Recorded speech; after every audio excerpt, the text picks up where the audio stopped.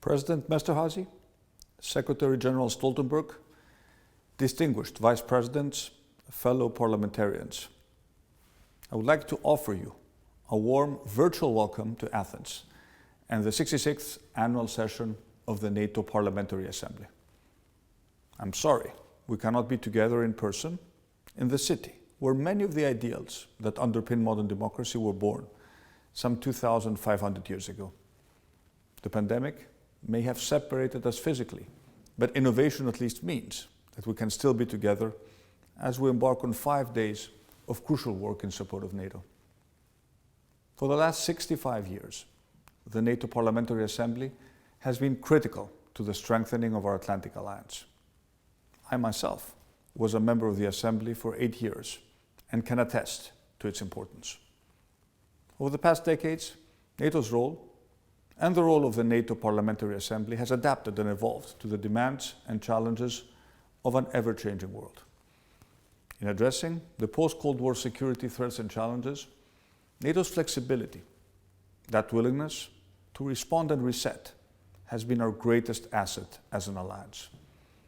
While old threats still persist, today they commingle with new threat vectors, shifting, blending, and mixing. The new risks we face are compounding at speed. Regional power plays, the ever-present risk of terrorism, the ghostly hand of hostile state actors in the gray zone, sitting behind cyber attacks, disinformation campaigns, and activating proxies to chip away at our democracies. And of course, in this year, biological risks. A global pandemic, the like of which the world has not seen for 100 years, disrupting our societies, our economies, our way of life. Who could have imagined that we would be announcing curfews, shutting economies, preventing the movement of people? So it is in that global context that we meet this week. And it is why I believe NATO's mission and your work supporting that mission has never been more important than it is today. Greece has been a member of this alliance since 1952. We joined 3 years after NATO's founding and just 7 years after the defeat of Nazi Germany. For decades, NATO membership has sat alongside a secure framework for constitutional government.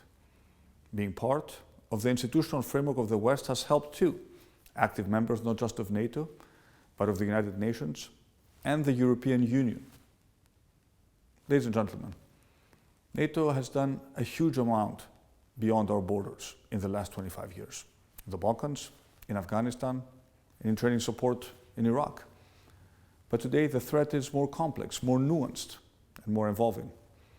Our modern challenges concern conflict, poverty, power vacuums, and lawlessness.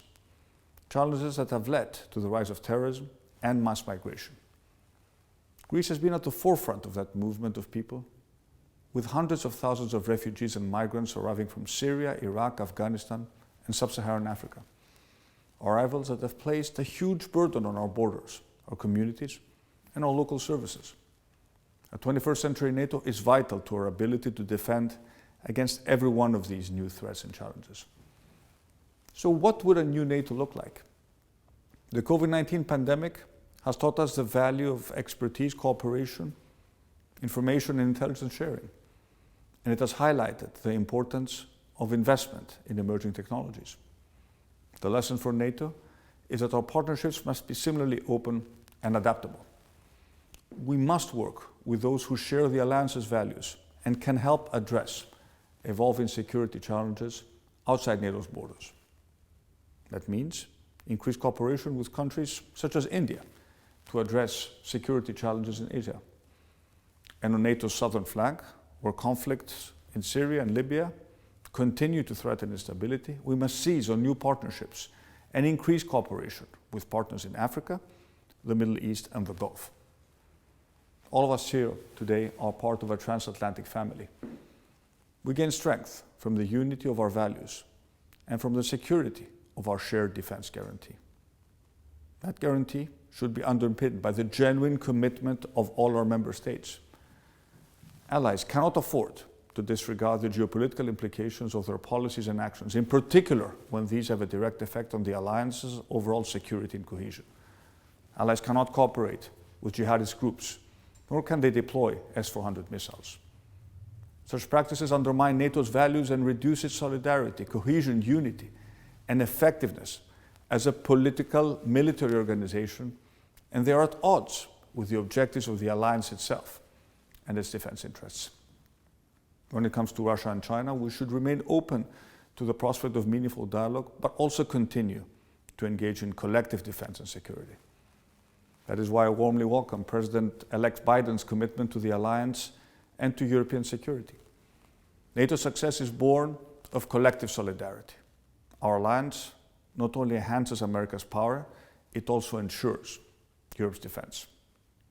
As Prime Minister, I am proud that Greece not only meets but exceeds its commitment to spend 2% of its GDP on defense annually.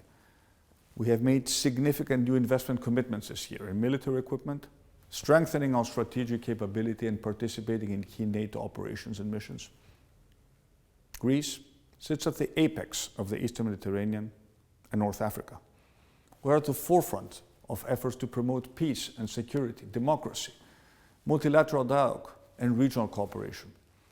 It's a region of huge strategic importance to NATO and, of course, to the European Union. While being a security provider, Greece itself has been facing security challenges which undermine NATO's unity. In 2020, that unity has been severely tested due to Turkey's provocations and unilateral actions. In March, we were faced with the weaponization of migratory flows. In the summer, we had to set our armed forces on high alert because of actions against our sovereignty and sovereign rights over our seas.